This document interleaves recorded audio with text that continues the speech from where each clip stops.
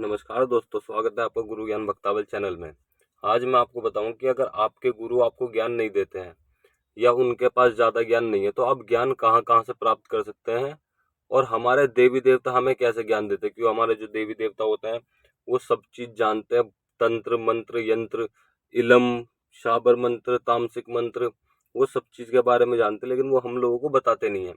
तो किस तरीके से आप उनसे ज्ञान प्राप्त कर सकते हैं? तो सबसे पहले मैं आपको बता दूं कि अगर आपके गुरु आपको ज्ञान नहीं देते तो आप ज्ञान कहाँ से ले सकते हो। कई बार ऐसा होता है हमारे गुरु के पास ज्ञान तो बहुत होता है, लेकिन वो ज्ञान देना नहीं चाहते। क्यों? उन्हें कोई ऐसा शिष्य नहीं मिलता जिसे वो ज्ञान दे। और कई बार ऐसा होता है कि उनके पास ज्ञान ही नहीं होता, तो वो हमें कहाँ से दे। जितना उन्हें पता होता है वो उतना बता देते हैं, लेकिन फिर जो भगत है, जो साधक है, वो पंचायत में बैठता है, पब्लिक में बैठता है, गुरु उस्तादों में बैठता है, शिष्यों के पास भी बैठता है। तो वहां से उसे पता चलता है कि इनके पास तो बहुत सी चीज है और मुझे ये चीज नहीं आती, ये मेरे साथ के और इन्होंने ये ज्यादा सीख लिया। तो इस तरीके की सिचुएशन में आप क्या कर सकते हैं? तो उस समय पर आप या तो अपना प्रेम गुरु बना सकते हैं। प्रेम गुरु आप जानते हैं किसे कहते हैं? जो हमारे एक सदगुरु होते हैं, सदगुरु के बाद हमारे एक प्रेम गुरु होते हैं। सदगुरु के बाद में प्रेम गुरु बनाए जाते हैं, जो कि हमारे प्रेम गुरु रहते हैं। दर्जा दोनों को सेम दिया जाता है, होली दिवाली सब कुछ सेम करी जाती है, सब चीज एकदम सेम रहता है। लेकिन हम सिर्फ उनसे ज्ञान अर्जित करते हैं, ज्ञान प्राप्त करते हैं। वो हमें हर चीज के बारे में बताते हैं, हमें रास्ता दिखाते हैं। वो सदगुरु जैसे ही होते हैं। जो हमारे सदगुरु होते हैं, मतलब कि जो हमारे मेन गुरु पहले गुरु, वो सेम वैसे ही होते हैं, लेकिन वो हमें ज्ञान देते हैं।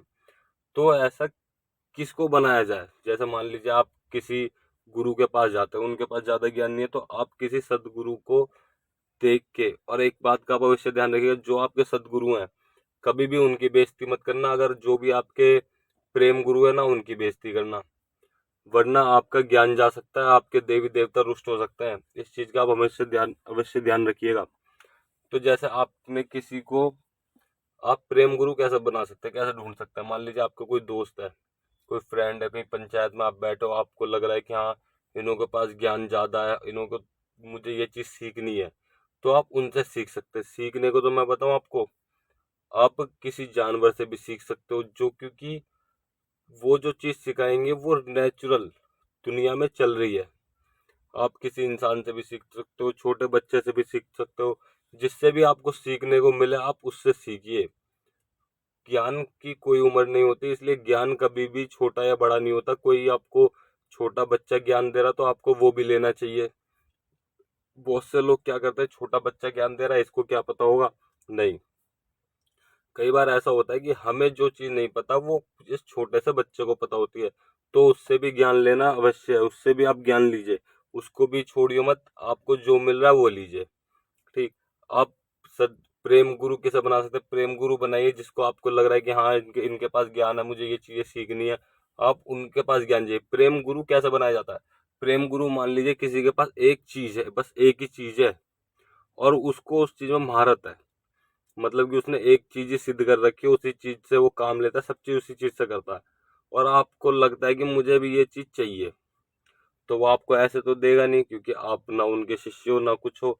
तो आपको उनसे ज्ञान प्राप्त करने के लिए उनसे गुरु दीक्षा लेनी पड़ेगी, प्रेम गुरु बना के। तो आप उनसे दीक्षा लेंगे, तब वो आपको आपका अपना ज्ञान देंगे, सब चीज बताएंगे। अगर आपको दूसरा कोई लगता है कि इसके पास ये चीज है, मुझे ये चीज भी चाहिए, तो आप उनसे भी ज्ञान लेंगे, तो वो भी आपके प्रेम गुरु है। बाकी जो आपको मान सम्मान करना उनका, वो आप कर सकते हैं, लेकिन आपको प्रेम गुरु बनाना पड़ेगा। कई बार ऐसा होता है, मान लीजिए किसी को आपने पीलिया झाड़ते हुए देख लिया, और आपका मन है कि हाँ, मैं भी पीलिया झाड़ना सीखूं, और आप किसी दूसरे व्यक्ति से, दूसरे गुरु से उस चीज का ज्ञान ले रहे हो। आपने पीलिया झाड़ने का मंत्र लिया या फिर कुछ भी लिया, उनसे तरीका पूछा, वो किस तरीके से कोई दवाई बना रहे हैं, उससे पीलिया झाड़ रहे हैं, या फिर कैसे भी आपने उनसे ज्ञान लिया। तो आप उनसे ज्ञान लोगे तो आप, वो आपके प्रेम गुरु हैं। ये बात आप अवश्य ध्यान रखिएगा, कभी भी किसी से भी ज्ञान लेने के बाद आप उनकी मिथ्या ना करें, क्योंकि वो भी आपके गुरु के पदवी पे आ जाते हैं।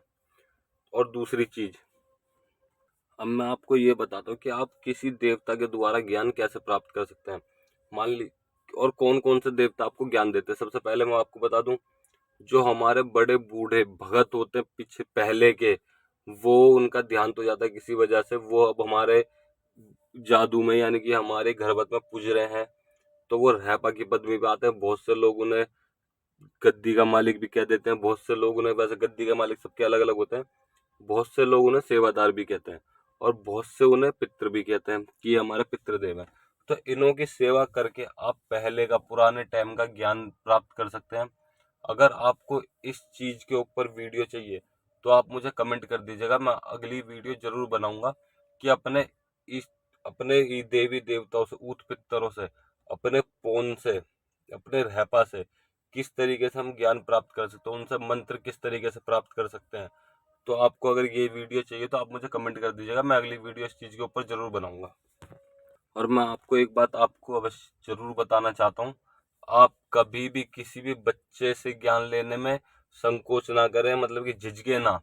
अगर उसे कुछ चीज पता है तो वो जरूरी नहीं कि वो आपको भी पता होगी कि आप ही सही हो, वो गलत है, नहीं।